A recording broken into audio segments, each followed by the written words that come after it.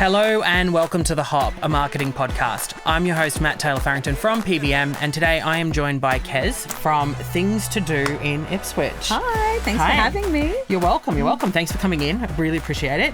And we're going to talk about micro-influencers and I guess how they can support and work with small business. Yep, exciting.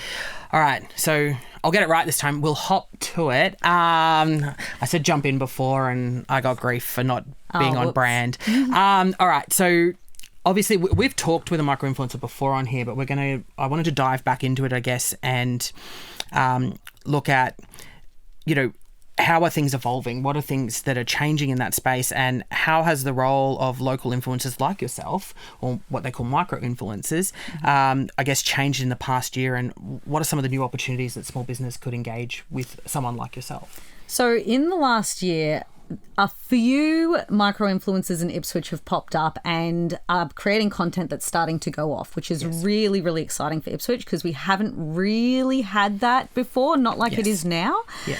I think it's super beneficial to businesses because now there are people reaching a very, very local audience that they can take advantage of by hiring a content creator in Ipswich or an influencer. Yeah, I agree. I think, without having to pay for paid ads, engaging an influencer that can reach the local audience, naturally is so much more important. Yeah. Not only that, it doesn't come across as them just being targeted. It actually seems, especially if they're following you actively, then it's far more engaging, I guess, in that way. So absolutely. All right. So I guess some businesses work with influencers for one-off promotions and, others are building ongoing relationships. I guess what are the benefits of a long-term partnership and how can a business make the most out of being in a long-term partnership with a micro-influencer? The benefits of having a long-term relationship is that I think you become ambassadors for each other. Yes. If there's a business that's hiring an influencer, that business is going to talk well of the influencer and they're going to be an ambassador for the influencer, and the influencer is going to be an ambassador for them. They're going to comment on each other's things, share each other's things, stuff like that.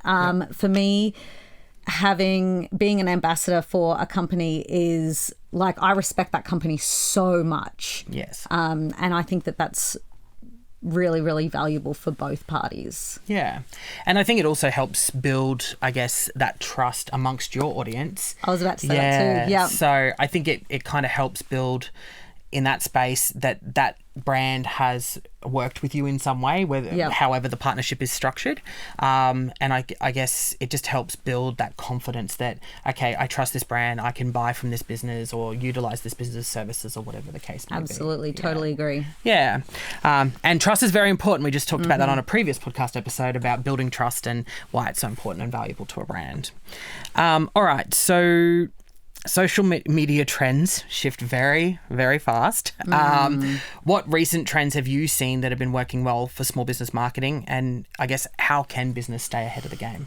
My opinion on trends, like you said, they're always changing so quickly. There's no way to know if you follow a trend if that's going to work for you or not. Yes. My opinion is that you should consume the content that you want to make. Yep. Try and get creative and just pump out as much as possible because there's no way to know what's going to work. Yes. Like literally anything that tickles your fancy, just do it. Yes. Yeah, actually, I was watching another local social media company the other day on socials talking about how, and a bit off topic here, but he was talking about how he'll put up content one time that's, highly edited and done, and then he'll put up something that he goes and doesn't have the energy to kind of I'm just putting it up, and it outperforms I think I saw some of the other video. Yeah, so I think I know the one you're talking about. Yeah, so it's kind of like, okay, sometimes just putting content up and being present is important. Absolutely. Obviously you don't want to put anything up that's distasteful or anything like that, but sometimes if you're let's be real, we can all be highly critical of ourselves. And I know myself, I'll watch a video back and I'll go, don't like it, don't like it, and refilm. I'm obviously quite vain. But I think it's quite important to just put that content up. Absolutely. Regardless. I think trying not to be a perfectionist, people relate more with genuine content. Yeah, So if it's not authentic. perfect, I think that's actually more valuable. And I want to say that the first time I ever had a video go viral was one of those. It was for Seraphim Escape Rooms, and I put all this effort into these videos, and I had this video. I thought I had this whole idea, and then I didn't finish it, and I thought I'll just put that out. That out. That'll do. It was only half done, and boom, viral. Yes. Couldn't believe it. So. Yeah, don't try to be a perfectionist. You can be. That can also work. Yeah, but just do what you can. Yes, correct. And I guess the moral of it is make sure you are actively putting content out there is the biggest thing. All right, so content with impact. So from short form video to interactive stories, what type of influencer content is currently driving the most engagement that you're seeing, I guess? So I looked into this. I looked through all my analytics, and I want to say I think it's completely unpredictable. I think that everything can go well, and depending on your industry is going to be really different, because I put out content for a lot of different industries, and I see how some of them will absolutely pop off on Facebook. Yep. And some of them Instagram, some of them TikTok, and sometimes they'll go off on all. Yes. I think being on as many platforms as you can is helpful, but if you know that your business's audience is mostly on one specific platform, go to that one. Yeah, make that 100%. your first priority. Yeah, agreed.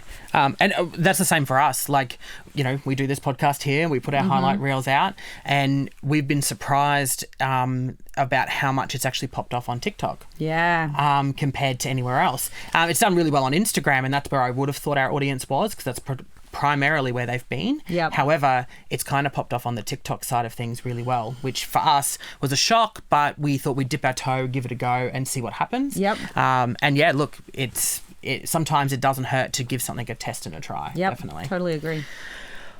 All right. So we're gonna address some business concerns, obviously, and something I hear commonly, and I'm sure you have heard commonly, is that business owners are quite hesitant still to work with influencers due to budget constraints or skepticism, I guess, about what it actually generates or what it brings.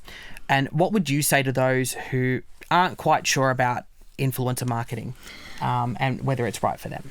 I would say two things. One, if you're skeptical about whether it's going to actually be of value to you, I would look at the audience of the influencer and see what their audience is like. If the audience aligns with your brand, for me, if it's in Ipswich, and you can see that that's an active audience, then that might be an influencer who is going to give you value. Yes. As far as budget constraints, there's a lot of mysticism about how much it costs to hire an influencer, because it's not very clear a lot of the time. I think you'll find that it's actually much more affordable than you expect. At the moment, at least here in Ipswich, the influencers here, I think their prices are very, very reasonable. Agreed. And I think not only that, it kind of gives you that lift in the quality of the content, because they are the ones living and breathing those things every day. They know how to produce it. But not only that, they can probably come in and produce something 10 times faster than if you were trying to do it yourself and work it out. So, outsourcing for anything. Correct. Yeah. So I guess from a value perspective, you also have to weigh up those other things is, can you do the video yourself? Can you then edit it yourself and produce it as fast as they can? And are you then also leveraging an audience that you could have Are you been? going to reach the audience that you want to reach? Yeah. So I think there's a couple of factors when it comes to that. And look, I think influencer marketing is definitely something that is continuing to grow. And I definitely think in that micro influencer space where it's very granular in the sense that you can actually speak to a specific audience that you want. Very niche. Yeah, not as broad, I guess, with where there is the potential for wastage in that space. All right. So last question for you, and then you're out of the hot seat.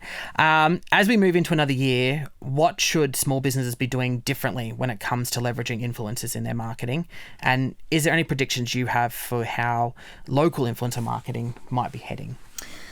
Things that businesses can be doing differently. I feel like if you are a business owner and you think it can help, contact the influencer that you think is going to help, because that's the first step. From there, you can work it all out. But if you're not contacting anyone, you're just waiting for them to come around, nothing's going to happen. Yes. You know?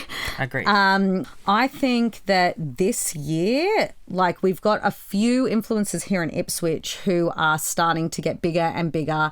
Yes. And new ones popping up. So Yes. I'm really excited and hoping that this year, not only are the ones that are already doing it going to really pop off and go crazy, but that new ones will come along, and that we will start to have people in Ipswich who are promoting Ipswich, helping uplift the city, because it is a wonderful city with not a great reputation for people, especially for people who don't live here. They think Ipswich isn't great.